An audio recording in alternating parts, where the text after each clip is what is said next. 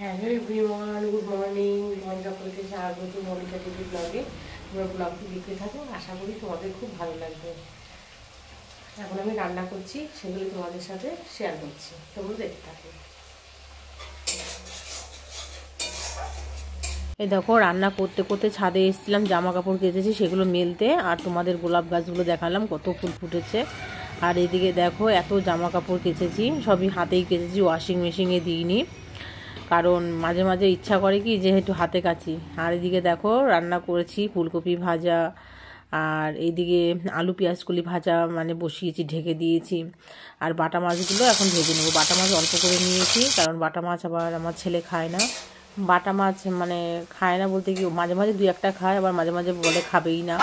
আর আমি তো সব মাছই খাই, আমার কোনো ব্যাপার নেই, মানে যখন যে মাছ নিই সেই মাছটাই খাই। এই দেখো, এদিকে বাটা মাছগুলো মানে ভেজে নিচ্ছি, আর ওইদিকে মানে বাটা মাছের মানে ঝাল বানাবো, তাই মশলাটা কষিয়ে নিচ্ছি। আর ভাত ডাল সব তো হয়ে গেছে রান্না। আর এদিকে ফুলকপি ছোট ছোট করে কেটে মানে সিদ্ধ করে নিয়েছি, ফুলকপির মানে পকোড়া ভাজবো। আর শীতকালে না এই ফুলকপির পকোড়া খেতে ভীষণ ভালো লাগে, আমি মাঝে মাঝেই করি, কারণ আমার ছেলেও পছন্দ করে। এই দেখো, ভাজতে ভাজতে বাটিতে দুটো নিয়ে এসেছি খাওয়ার জন্য। ভীষণ গরম, মুখে দিয়ে মানে একদম মুখে রাখতে পারছিলাম না, তবু খাচ্ছি, মানে গরম গরমই বেশি ভালো লাগে।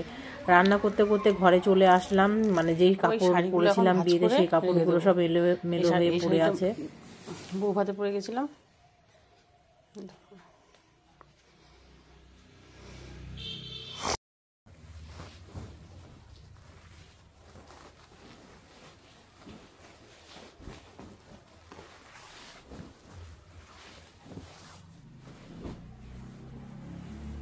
আমার চাল বাড়ন্ত হয়ে গেছে, তাই দোকানে খবর পাঠিয়েছিলাম, তাই চাল এক বস্তা মানে 25 কেজি চাল দিয়ে গেছে। এই চালটা এখন এই ড্রামের মধ্যে ঢেলে রাখবো। চলো, বস্তার সময় তো ঢালতে পারবো না, কিছুটা কমিয়ে নিই, তারপরে ঢালবো।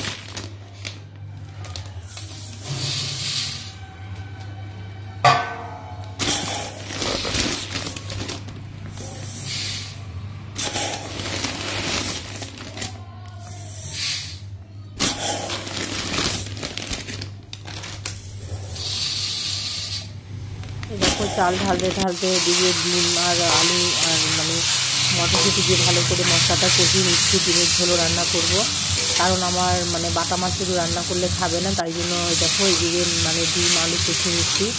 4টে ডিম রান্না করছি। যাই হোক, স্নান করে চলে এসেছি, পুজো দেবো অনেকদিন বাদে, মানে পুজো দেওয়াটা তোমাদের দেখাচ্ছি। ও বাসন রাখার এই র্যাকটা কিনেছি, কেমন হয়েছে কমেন্ট করে অবশ্যই জানাবে। সমস্ত কাজকর্ম করে রেখে খাওয়া দাওয়া করে বিকেলবেলায় সর্ষে খেতে একটু ঘুরতে গিয়েছিলাম, তাই কিছু ছবিও তুলেছি, তাই তোমাদের সাথে শেয়ার করছি।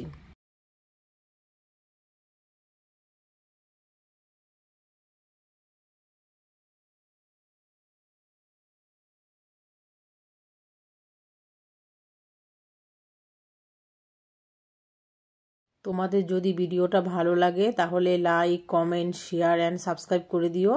দেখা হচ্ছে নতুন একটা ব্লগের সাথে। টাটা।